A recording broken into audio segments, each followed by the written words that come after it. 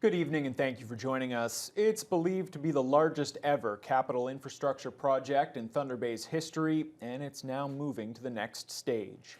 The Ontario government has selected a contractor for the city's new correctional complex, a full 3 years after Solicitor General Sylvia Jones visited Thunder Bay to announce the project.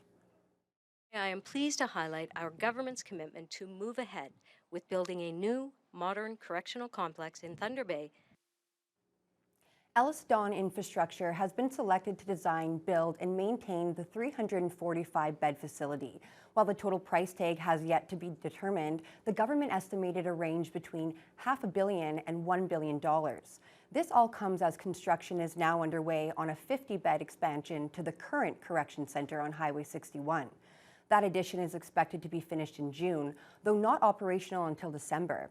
That will bring the total number of inmate beds in the city to roughly 260 until the new complex eventually replaces both the district jail and the correctional center on Highway 61. Sean Bradshaw represents the majority of staff at the correctional center. He notes that the larger project is desperately needed. And after years of waiting, there were doubts along the way that this day would ever come.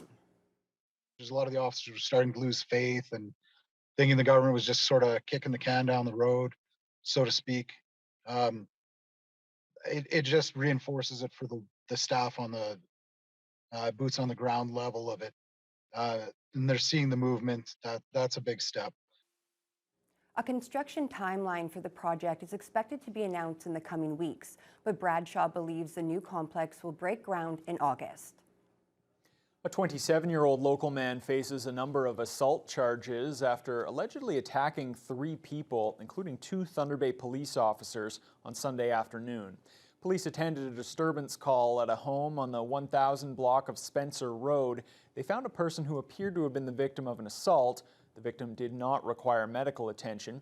The accused attacked the arresting officer, but then was taken into custody after a brief struggle.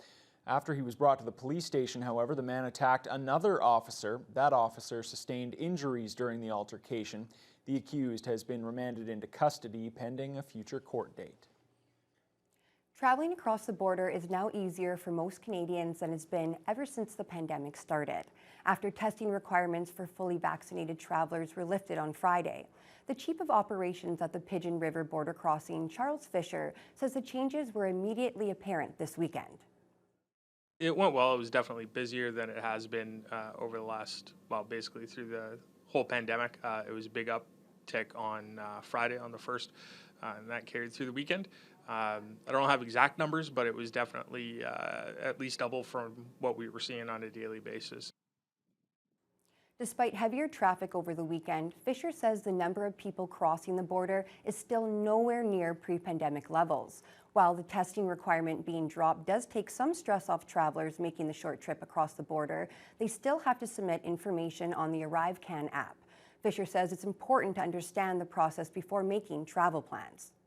You do have to submit your vaccine information and answer some screening questions through the ArriveCan app or website prior to arrival. That's going to help us out and just speed the process up. You know, the pandemic's changed the way that we do almost everything, and crossing the border is no different. COVID testing requirements remain in effect for unvaccinated and partially vaccinated travelers 5 years of age and older. It's unknown how long that rule will stay in place. Well, the loosened restrictions brought a lot of Canadian customers back to Ryden's border store this weekend. The last 2 years have been a struggle for the business that relies on that cross-border traffic. Jessica Clement stopped in yesterday. She files this report. For the past 2 years, the border store barely saw any traffic. That all changed on Friday when the government dropped the pre-entry testing requirement for those who are fully vaccinated, making travel between the United States and Canada easier. Lori Boomer, owner of Ryden, said that Friday was the busiest they've been in a long time, and she's optimistic the traffic will only increase in the upcoming weeks. Expectations are very high. We were pretty busy on Friday, and it was exciting to see everybody, all the customers. The Canadians were happy to be here. So everybody's really happy. The employees at Ryden's weren't the only ones excited, as the Canadian customers who stopped by were all eager to be able to travel to the U.S. again. It's nice to be able to go with him finally after 2.5 years. And spend more time with him now. Good to see each other more. Yeah. It's a lot less stressful. It feels really bizarre because this has been like something we haven't been able to do in so long that now that we're able to do it, it's just like foreign almost. It's just nice to be free to cross. Yeah, it's just nice to get back to regular life again and taste some American snacks, which is my favorite part about coming here. Yes. Now that crossing the border is more easily accessible, residents will be able to not only access the gas station and duty-free store at Ryden's, which were previously closed, but they're also able to pick up their packages that the store has been holding for the past 2 years. And Boomer is hoping that the pile will finally start to dwindle. I think they'll come down soon and pick up their parcels, get some cheap gas, some cheap booze, because the gas station was closed and the duty-free was closed, so they're both back open now too. For now, Ryden's will be open until 6, and they may extend their hours once they get more busy. Jessa Clement, TBT News. Tonight's Thunder Bay City Council meeting includes a number of hot-button topics. At-large Councillor Mark Bentz is bringing a motion forward, calling for changes along what many consider to be a dangerous stretch of roadway. Bentz is recommending speed reductions as well as additional signage or turning lanes on Dawson Road. The councillor has been a long proponent of improving safety measures there. This motion, however, would require the city to consult with the Ministry of Transportation. I think it's a prudent thing to do. And I think we need to take some action. I think the people on Dawson Road feel that they have issues that aren't being addressed because this issue has been going on a long time without resolution. Also tonight, the founder of Thunderbird Wildlife Rescue will ask council to allow her to lease the Chippewa Park Wildlife Exhibit. Jen Sallow currently operates out of her backyard, nursing injured raptors back to health. Her organization has outgrown that space. Much of Chippewa's exhibit has been vacant since 2017. The Thunder Bay District Health Unit is reporting another COVID-19 death. 84 people have now died in the district with the virus throughout the pandemic. The health unit has also declared 2 COVID outbreaks at seniors' facilities today. But there's good news coming from the Regional Health Sciences Centre, where the number of infected patients has fallen to the lowest level in nearly 3 months. There are now 18 COVID-19 patients being treated at the regional hospital. That's the fewest since January 7th. 7 of those patients are in the ICU. The hospital's occupancy rate sits at nearly 107%, while the occupancy rate in intensive care is 86%. The district health unit has declared 2 COVID-19 outbreaks. There's now a facility-wide outbreak at the Chartwell Retirement Residence on Arundel Street, and there's another at Pioneer Ridge in Plaza 2. These are currently the only active outbreaks in high-risk settings across the district.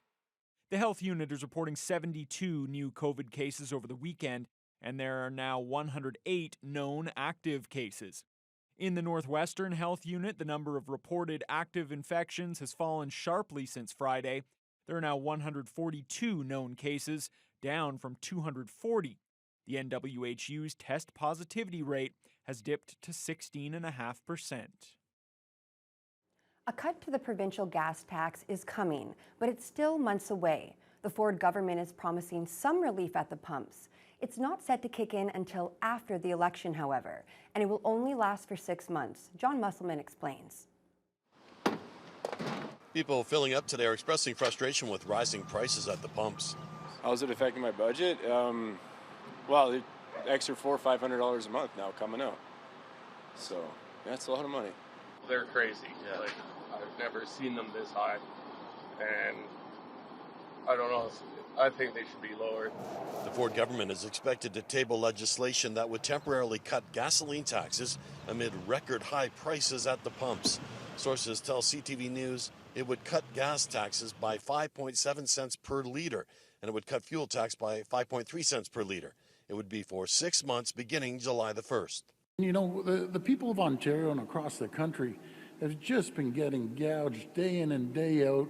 And they're finding a very tough time right now. You see the gas prices just skyrocketing, unprecedented prices. And it's about time that the government starts putting money back into the people's pocket instead of the government's pocket.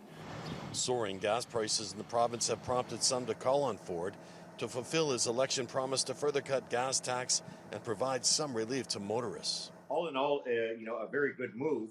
Unfortunately, I think perhaps the fact that it's temporary in nature may be a bit of wishful thinking. These high prices are going to be with us for the next few years. It's not going to help much, okay? Because the oil cartel and also the big boys are the ones that are in charge, and they will do whatever they want to do. It's a move forward. It's a move positive towards what people want, but, we need to do more. The average price of gas in Ontario has risen in the wake of the Russian invasion of Ukraine, reaching nearly $2 per litre in March. That was CTV's John Musselman. The NDP's Saul Mamakwa received a standing ovation at Queen's Park today. The Indigenous and Treaty Relations critic spoke about Friday's apology from Pope Francis for the Catholic Church's role in Canada's residential school system. The Pope met with the Indigenous delegation at the Vatican last week and said he felt shame and pain for the Church's role in the abuse suffered by Indigenous children who were ripped from their homes and forced to attend the institutions. The Pope also said he plans to visit Canada to meet Indigenous people on their own soil.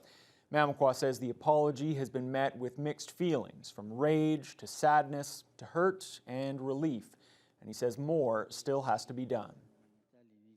But an apology is just the first step in the long line of action that must be taken in the path forward. We stand in unity with survivors, their families, and all our nations affected by the intergenerational trauma that was done to us by the Catholic Church and other churches. Mamakwa got that standing ovation like you saw there from the rest of the members in the legislature. He's the only MPP who actually attended a residential school. Alcohol abuse has long been an issue in Sioux Lookout. Earlier this year, the town tried to address that by closing LCBO stores for 1 day a week.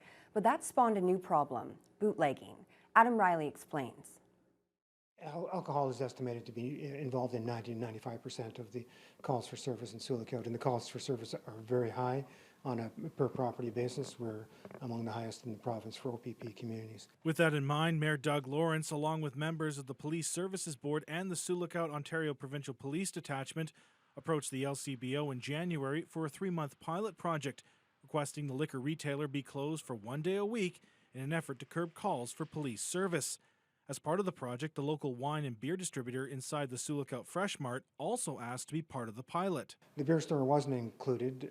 The OPP didn't see that as a high demand in the challenges that we're facing. So it's well underway, and the preliminary results are very good. That it has a positive impact on things like OPP calls for service. And while they had high hopes for the project, statistics gathered by the OPP indicate a problem has emerged from the limiting of supply. We've seen not so much the decrease in Liquor License Act offenses during that day of closure that we should see. So that leads us to believe that there's bootlegging going on in our community. DeGagne says this is the first time a formal strategy against bootlegging has been made public, and the OPP has detectives delving into the world of underground liquor sales.